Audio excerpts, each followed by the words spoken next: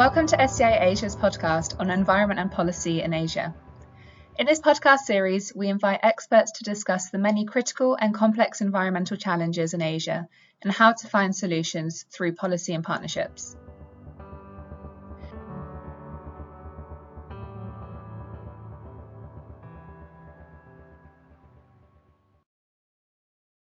Good afternoon, good evening, good morning to our listeners around the world. Welcome to this first episode of Adaptation Action, brought to you by the Adaptation Research Alliance, in short, the ARA. I'm your host, Preeti Abraham, Program Operations Lead at the ARA, Secretariat based in Bangkok. In a world increasingly faced with extreme weather events around the year, locally led adaptation has become the motto for responsive, inclusive, and people-centered climate change adaptation. The ARA's own adaptation research for impact principles are closely aligned with locally led adaptation. And at present, over 130 organizations around the world have endorsed these principles. In this first episode of Adaptation Action, we want to explore one of the rather invisible aspects that makes locally led adaptation possible, the aspect of care. We are joined by three expert practitioners, Sheela Patel, a stalwart in the area of working with people who live informally in cities. Sheela is from India, and she's the founder of Society for Promotion of Area Resources Center, SPARC, of the Roof Over Our Heads campaign, and of Slum Dwellers International, a transnational social movement of the urban poor. Sheela, would you like to say hello to our listeners? Hi, everybody. Thank you, Sheela. Next, we have Shehnaaz Moosa, a trailblazer who was the first woman of color in South Africa to earn a PhD in chemical engineering. She serves as a director at South North and is the CEO of the Climate and Development Knowledge Network, CDKN. Shehnaaz? Thank you, Preeti. Just to add, I'm still based in Cape Town, South Africa. Fantastic. Thank you for joining us today. Finally, we are joined by Victoria Matusevich from Argentina. Victoria is a leading champion of LLA with a strong emphasis on improving access to climate finance. She is a program manager at Fundación Avina, a philanthropic foundation rooted in Latin America and working in the Global South. She leads the BASE initiative, which aims to enhance access to climate finance for local communities. Victoria. Hi, thanks for the invitation. I'm happy to be here with you all today. Great to have you here, Victoria. Thank you. So, the four of us are going to explore what it means to practice locally led adaptation as care. What needs to change for care to be centered in LLA debates and action? And how can activists, leaders, and champions act with care for each other and for those they represent? So we'd like to understand what it means, what it looks like in day-to-day adaptation practice. So first, let me come to you, Shehnaaz. How does care show up in your work, particularly when you manage delivering complex climate finance and resilience programs in African contexts through networks like CDKN? Preeti, I must say I really like this subject because it's not often that institutions, organizations talk about care. But what we're looking at is that, especially locally led adaptation, it's about building solid, genuine relationships. It's about listening deeply and also prioritizing the needs and the voices, especially of those who are most affected by climate change.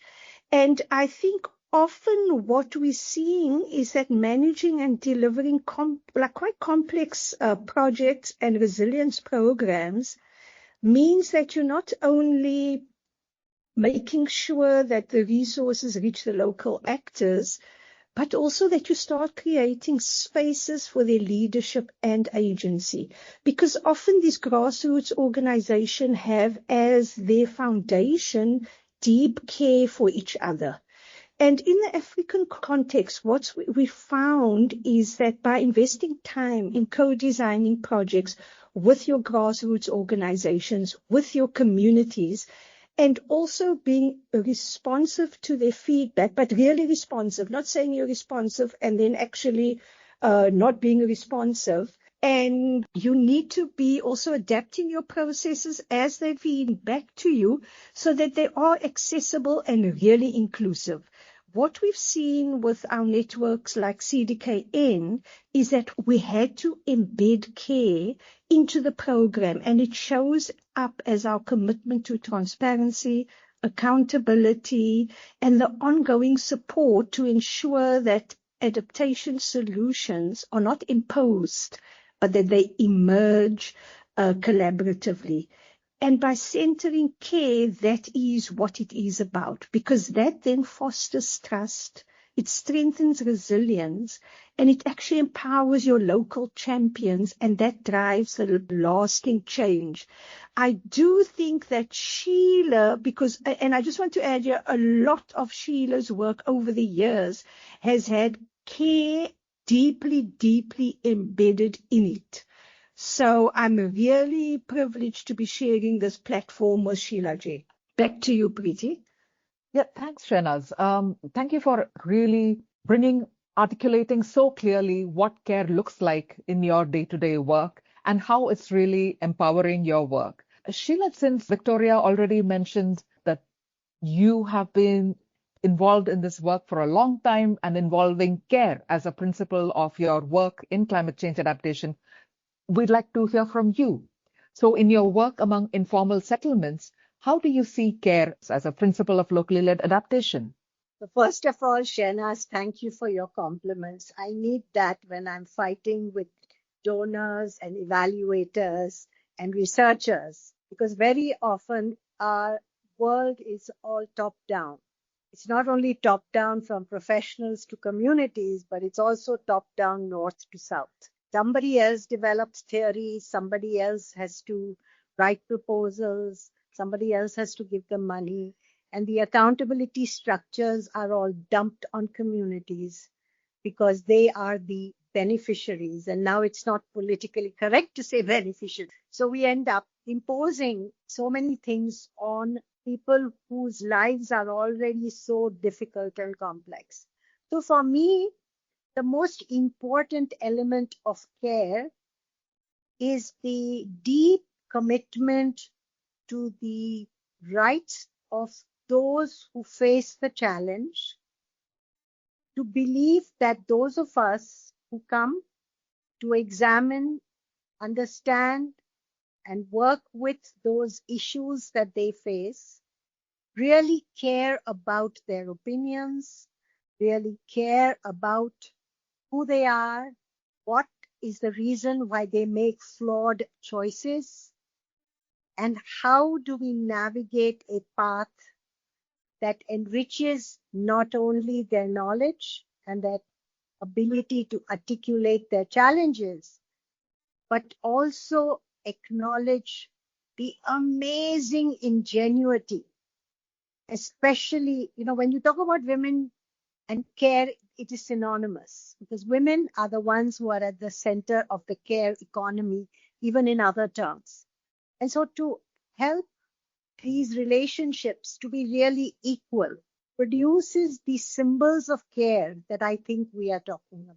So I'll elaborate on the details later, but I think that as a person who has both worked on the production of the LLA principles and also have a deep commitment to the adaptation research work that we all champion, I think this embeddedness of demonstrating care by giving people, giving women, giving communities deep acknowledgement of who they are and what they are doing as amazing is the first symbol of care for me. Back to you, Preeti. Thank you so much, Sheela Ji. I'm really glad that you brought up that aspect of women being at the center of the care economy. And I really feel that that is why care is sort of invisibilized unless we mention it explicitly, foreground it in our climate change adaptation work. So that's a great, and you also mentioned how top-down the whole architecture of our system is, especially when it comes to funders, donors, etc.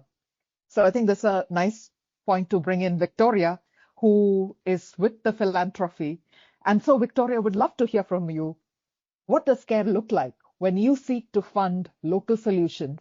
Thank you, Preeti, for the question. And before jumping into the answer, I want to stress something that resonated when Sheela was speaking, and that we are here like three women from the global south talking about care. So I think an interesting point for us to pick up on.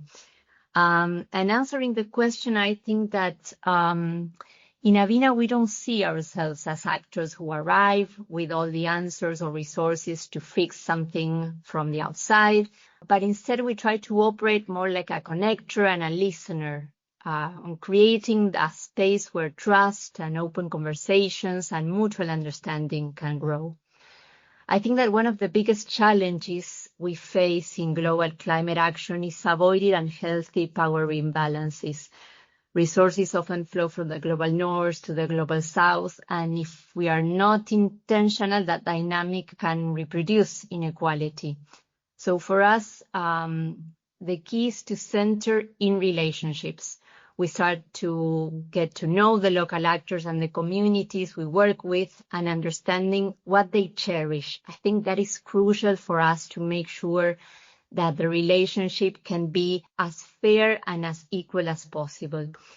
And when we talk about climate change, and that is something that we care a lot of, specifically in the BASE initiative that Avina coordinates, I think that evidence and data are essential, but they are not enough. People don't make decisions based only on numbers. They make decisions based on meaning, emotions, and their lived experience. So that is why we support and we focus on helping processes develop where communities can connect climate impacts to what they're already feeling and seeing, the changes in rainfall, the food systems, or their livelihoods. So we combine scientific knowledge with traditional and observational insights to show not just how the climate is changing, but how it's impacting people's lives. And by doing this, not only we focus on the physical changes, but also explain the social, the economic, and the cultural consequences. We also recognize that while long-term planning is essential, communities facing daily challenges need support that feels relevant now, not in the future, in the present moment. And that is why why our approach focuses on delivering immediate and tangible benefits that build trust and engagement throughout time, but also while helping communities prepare for the future with this grounded and local evidence.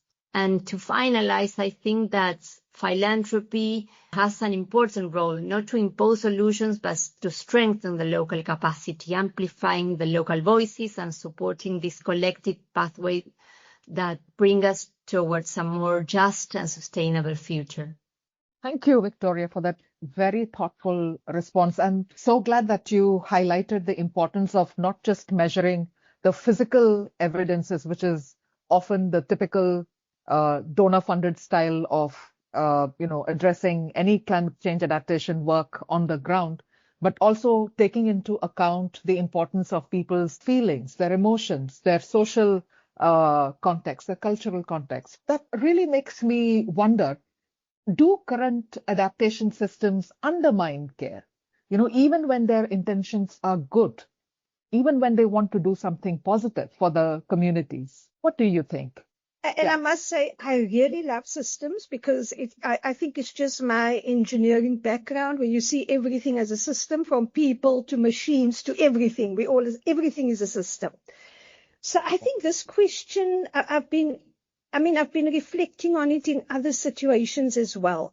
And I'm talking now from my experience and the work that we manage, especially in Africa, is that often care is undermined in these systems, and there's many reasons for this. So one that I think is at the forefront is that often institutional frameworks and your funding mechanisms that drive adaptation work, they prioritize measurable outcomes and outputs. They look for scalability. They look for speed over nuance and basically relational aspects that define genuine care is completely missing from that. So often donors will fund you for a short period, and in that time, you can't create any meaningful relationship. So what we end up with in these, so you then end up, because the system is like that, you end up with a process that is rigid, top-down, and disconnected from realities. And because it's so rigid, you try and shift it, it will break. Communities are not consulted. Sometimes they are, but then they're not equal partners. So for me, care is then reduced to a procedural step, right? If you want to include it in systems like these, it then becomes an item to be ticked off rather than an ongoing commitment to supporting and uplifting those who are the most vulnerable. And actually they have agency. Also, I might be talking too much, so just tell me when I am, but I feel quite passionate about this. We find that this lack of sustained, meaningful engagement and trust building between your institutions, your funders, and your local actors, it erodes any potential for care to flourish. So when your adaptation program or intervention is designed with no time or even resources dedicated to understanding your local context, or where you fail to adapt that program based on what you're getting from your community, you then end up by you imposing a solution that is not going to endure. And it's actually this transactional approach that undermines completely the very essence of care. Care requires patience, humility, and a deep willingness to learn and evolve with the communities, because you're part of that process. And if you honestly are serious about bringing care into that system and process, it's going to take effort on your part as a donor or a project implementer. And I feel this very much resonates with what Victoria and Sheela have said, because we need to start moving away from seeing care as secondary to your efficiency, your effectiveness. It needs to be made explicit, and we need to rethink our funding models to start supporting flexible, locally driven initiatives that put people at the center, and especially your women and youth. So I think I went on a bit of a speech there, but really, Preeti, we need to shine the light on it, because my sense is it's that elephant in the room when we try to move fast and saying we're moving fast because climate is this huge issue, and we're ignoring the people and actually the care and care for the system as well. I totally get where you're coming from. I have a feeling Victoria and Sheela might also echo those same concerns. What do you say, Victoria? Yeah, definitely. Yes. I really resonate with Shehnaaz was sharing, and I'm also really passionate about this. How can we think and develop new ways of funding that put people at the center, right? And I think that we all know that climate finance remains to fail to reach local communities, right? It still relies on heavily rigid project formats, these short timelines, these standardized indicators, these really complex compliance requirements. And what Shehnaaz was saying, and I cannot agree more, is that these systems that provide a framework that can help us organize can at the same time be rigid, and what is really rigid can break. And the systems tend to prioritize what is easy to measure and report over what actually matters to communities. And as a result, care often gets pushed aside. So even when funders generally want to support communities, the system they operate within can create a distance, because decisions that are made far from the territories affected by climate impacts And also that funding cycles rarely align with the rhythms of nature and the ecosystems or how society evolves. And local organizations are often required to adapt themselves to donors' language, logics, and reporting structures rather than the other way around. And I think and perhaps I'm sure Sheela also has more to share, but that needs to change. I think that this is where care begins to erode. Not because people don't care, but because systems reward control, speed, and certainty more than trust, learning, and relationship building. And I also believe that another challenge is how adaptation success is defined.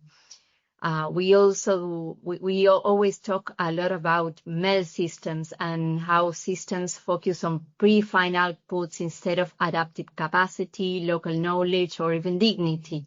And when adaptation becomes a checklist rather than a process, it can overlook what communities actually value and cherish and need in order to thrive under these changing climate conditions. Practicing care in adaptation means asking different questions, not only how much funding is deployed, but how it is deployed, who has decision-making power, whose knowledge is recognized, and how much flexibility exists for communities to respond to uncertainty and change. Yes, thank you, Victoria. I totally agree. It's a systems issue, but it's also then a massive ask also to be resetting the systems. Though before I go to that ask, I would like to check in with Sheela ji. Sheela ji, what does your decades-long community-led organizing reveal about how our systems enable or sustain adaptation beyond technical interventions towards centering them on justice and equity? It's too bad I have to stop talking in 3 minutes. This is my strong thought. The first thing we have to remember and recognize is actually nobody cares about poor, invisible communities. Philanthropy and governments throw sprinklings of money with lots of demands and expectations. And all of us who are the intermediaries are trying very hard to stretch that accountability framework to work for community. I think the time has come for us to start doing things in a way that does not just do what donors want you to do. How do we start off by looking at what will make communities and their women-centered focus strong enough for their voices to be sustained over decades to face the challenges that both Shehnaaz and Victoria were talking about.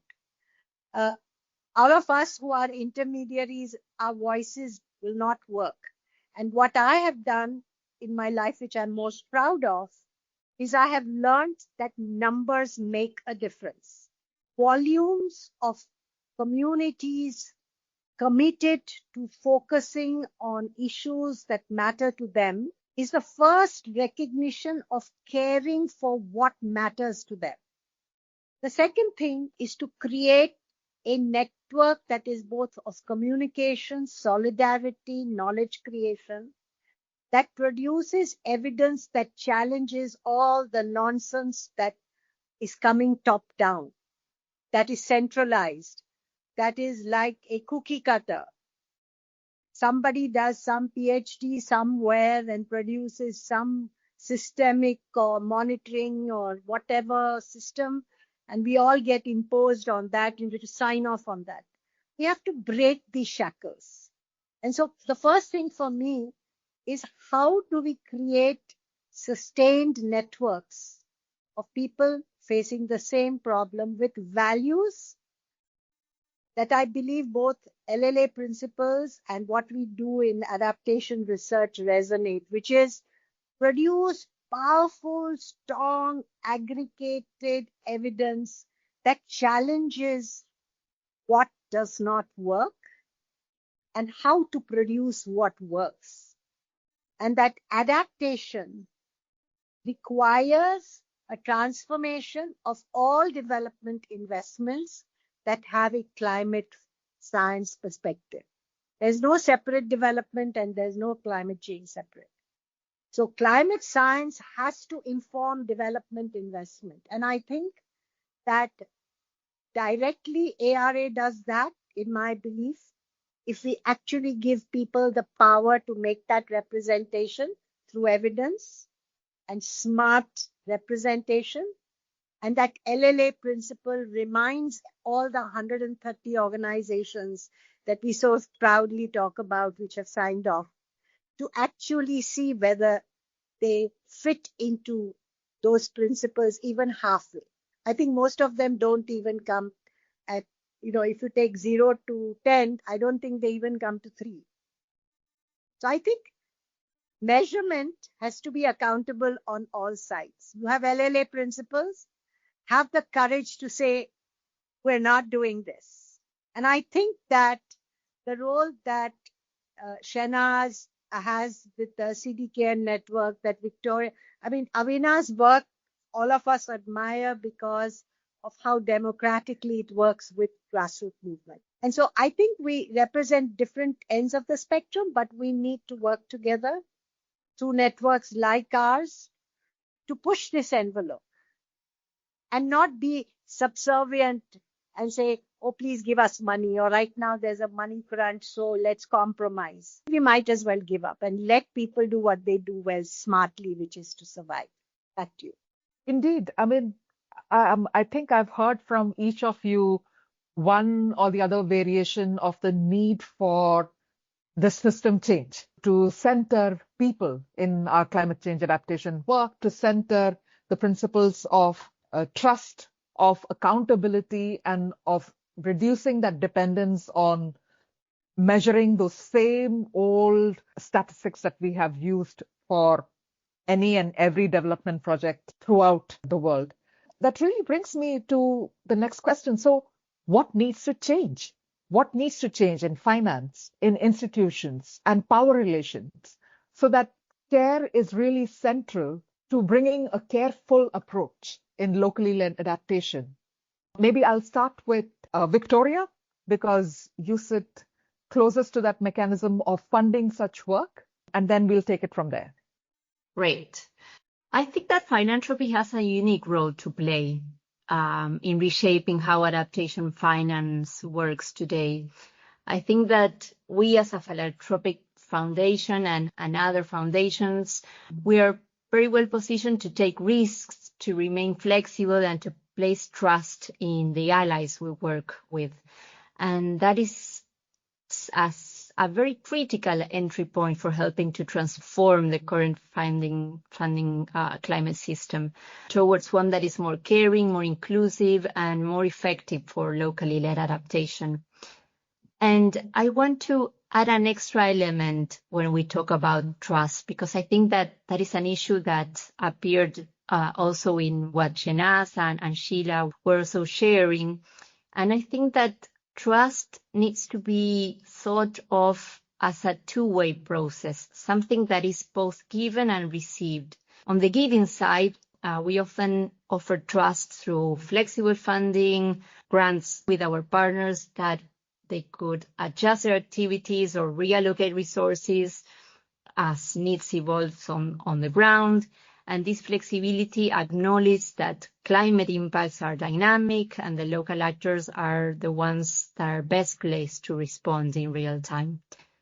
But also, we will trust not only offering, but receiving trust. And this means that when we in Avina, for instance, want to test new approaches and challenge existing ways of working, we need our partners also to be willing to take this risk with us. And that is only possible when partners trust each other enough to experiment, to learn, and occasionally to fail together. And I think that this is something that we do not talk enough about, how we make mistakes and we openly share with our colleagues and the system as a whole. We are perhaps more prone to share success stories and things that work right, but for several reasons, we are not as comfortable to talk about when things went wrong, and mistakes we have made. And this is something that if we connect more also to this humanity and this humility, I think that we all as a collective system would benefit a lot from each other. I think I'll leave it at there to hear more about what Shehnaaz and Sheela think about this. Thank you, Victoria. So, I mean, it's really beautiful that you brought up this whole point about the two-way trust that is so crucial to really make this work. And also this important point of sharing our failures. I think we do it to some extent when we talk about the challenges we face and how those have been overcome. But I get your point. Maybe those stories of failure would be also much more impactful and making clear where exactly change needs to happen. But moving on over to Sheela or Shehnaaz, if you would like to share your thoughts on what needs to change.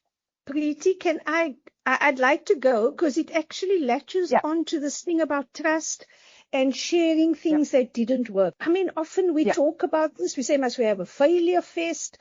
And you realize how scared people are of the repercussions of failing things that didn't work because there's actually no trust. And what I feel often is missing is this willingness by the donors, etc., to acknowledge past shortcomings. So they'll come again and just carry on doing what they did before, whereas the sense is that if you acknowledge these shortcomings, you then strengthen, because the communities then feel empowered because they see that their feedback is being reflected back into the program with adjustments. So they are really co-creators and not just tokens or passive recipients. I think also often we talk about it in closed rooms, but what we don't confront head on are these power imbalances.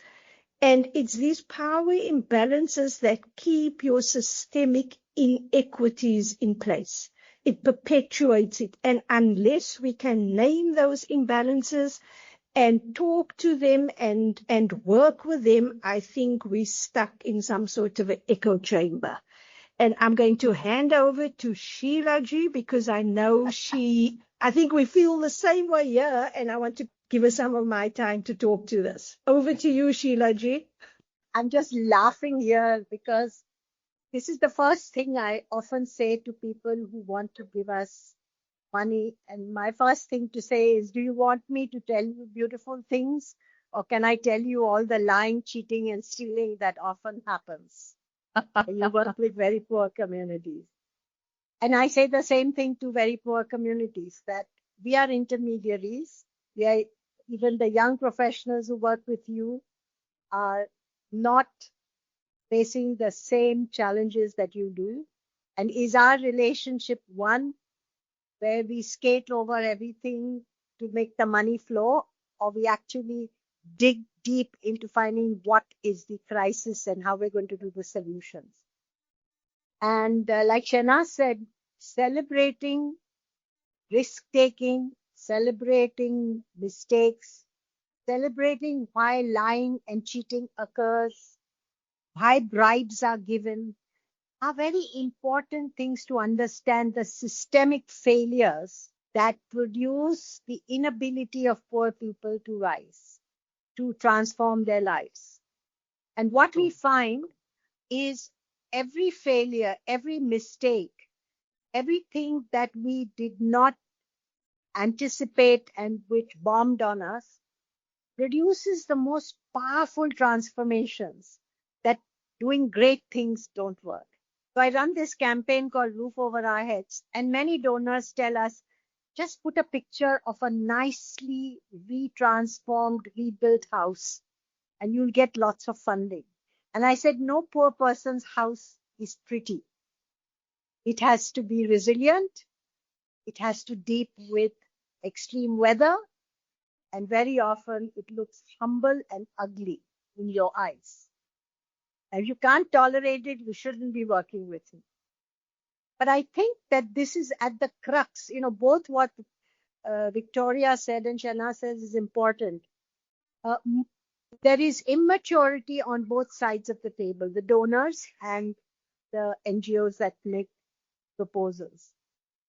It is such a pleasure to meet. Victoria, I want to meet you on a funding table one day, because saying what your vulnerabilities are, talking about the help you need to transform what you're doing, is as much a commitment that a person providing funds has to do as the one who executes the challenges, and the communities also. How do we look at resources? How do we look at agency? How do we look at failures? All these things are very important. And I think that it's amazing. I'm doing this now for 50 years. A decade after the World Water Week, the decade of water, or whatever it was called in the 70s, it was found that in India, all the wells were dug in the chief's backyard. You 10 years to do that? No, but you hid it. Donors hid it, governments hid it. But it was a conspiracy of hiding things. And therefore, I think social movements, networks of NGOs and aggregations of membership, like what you're doing in ARA and LLA and all the other movement building knowledge processes, we have to breach these myths. We have to accept that making change happen, doing it caringly, doing it with humility, are tough things. And we need to hold hands. We need to learn new language. But most importantly, we cannot do cute projects anymore. Because in their cuteness, we want to produce perfection. In perfection, there is a fallacy that it cannot be multiplied. So if we create large networks and movements, we create aggregations that are not only at a geographic area, but trans geographies, then there is immense confidence that somebody's failure will contribute to 20 other people's transformation. And I think that values like caring, values of dignity, values of long sustained relationships require courage, consistency, and capacity. And I think all of us who are intermediaries, we have to sort of stick these things like badges on ourselves to say, we can't do without this. Indeed. And I think at the ARA, this is something we strongly espouse. And I clearly hear this call coming from all of you to really attack that power imbalance, to really, as Sheela ji put it just now, to breach the myths, to reimagine and redefine what success or what failure means in our work, to really center our communities and to acknowledge their knowledge, their practices, their wisdom in guiding our work and making a real difference, not the cute difference that passes donor stats. I hear you, Sheela ji. But also at the same time, this is such a huge area of work. There is so much to unpack. I hope we do get to speak with all of you one more time and delve even deeper. But at the present moment, I would ask each one of you to probably leave us with one key message that you would like all ARA members, practitioners, researchers, policymakers to take away from this discussion. May I start with Victoria? Of course. Well, this is a tough one to put together in just 1 or 2 minutes, something for our listeners to keep on thinking, because I kept on thinking while I was hearing Sheela and Shehnaaz. And I think that the role and the responsibility that each of us play in the ecosystem has to be we not only have to think about this role once more, but also how to act on this role in a different way and in our best capacity, understand which is the role that we want to play and we are most well positioned to play to make the change that we need. And I want to stress something that kept resonating when Shehnaaz was speaking about this echo chamber. I think that we need to push forward to more intentional collaboration, especially in a moment when many organizations, even within the same niche, are competing for increasingly scarce resources. Because if we want systemic impact, fragmentation is something that we need to actively move away from. And I also believe that we need to be bold, and we need to trust each other more. We need to move away from the pursuit of these perfect solutions that Sheela was talking about, but instead learn by doing. And this implies embracing the fact that making mistakes are part of the journey, and that flexibility allows us to evolve and better adapt to this changing world. So I'll leave it at that. Thank you. Thank you, Victoria. May I ask Shehnaaz for your final message? Yes. Thank you, Preeti. Firstly, I'm deeply grateful for this conversation, especially with the three women I truly admire. So thank you for that. And then I think for me, just in closing, is to say that if you really, truly, if we are committed to local-led adaptation, it has to be grounded in care, trust, and justice. And once we center these values, your practitioners, researchers, and your policymakers will then start creating adaptation strategies that are indeed equitable and that respond to the needs of the communities, and that in itself will then start fostering transformative change. So again, thank you for having me part of this discussion. Thank you, Shehnaaz. Moving to Sheela ji.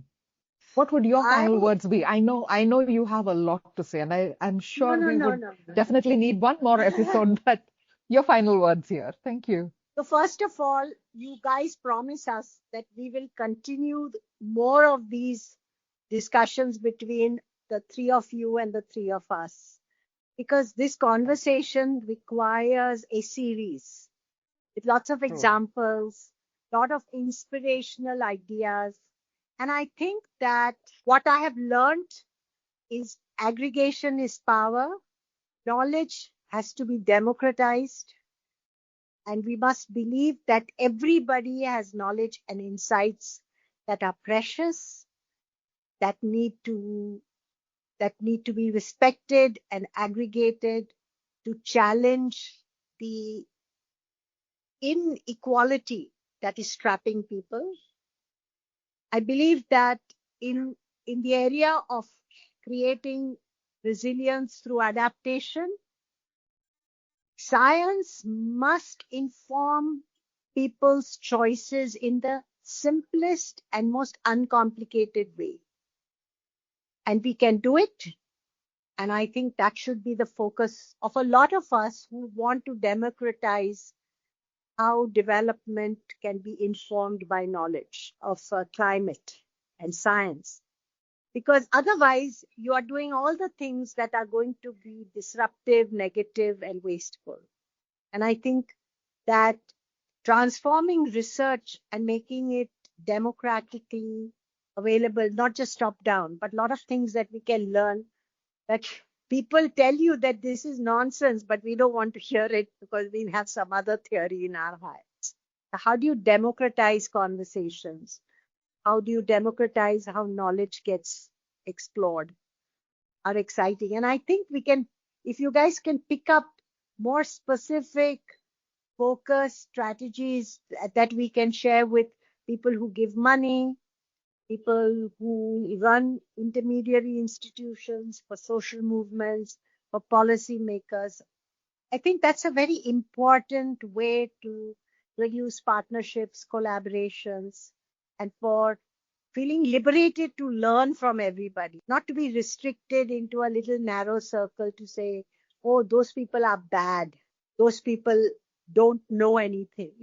Instead of doing that, very exciting. So we should keep this on. Thank you, Sheela ji. We'll definitely try. I'm sure this is a spark that has been lit, and hopefully it will inspire more actors, more people to come forward and incorporate it in the work. have conversations around it and do much more around it.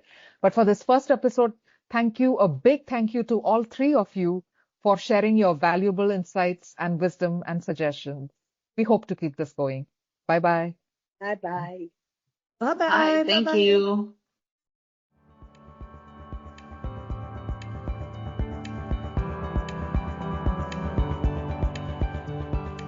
Thank you for listening to SEI Asia's podcast on environment and policy in Asia. For more information on these topics, guests, and our work, please visit our website on www.sei.org.